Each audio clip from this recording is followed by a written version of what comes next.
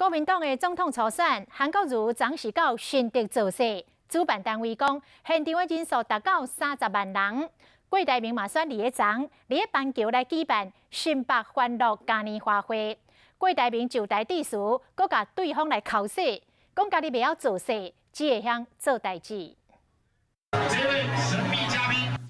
被大批支持者团团包围，国民党总统初选参选人郭台铭，伫妈妈也有太太陪伴下，出现伫板桥来参加新北欢乐嘉年华的园游会。伊上台致辞的时阵，嘛口舌对手。国民党的初选参选人韩国瑜，伊强调家己无动员游览车。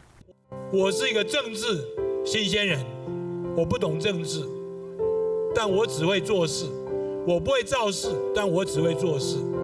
郭台铭讲，这毋是造势活动，是一场的感恩暗会。主办单位表示，现场突破10万人。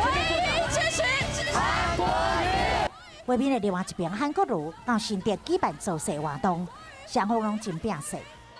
大家全部自动自发，自己掏腰包做交通工具来，就是这一个理念。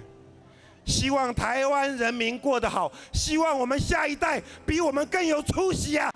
内底的主持人嘛大话讲，造势现场人数冲破30万，而国民党总统初选已经进入最后的阶段，各个参选人尽全力拢拼落去。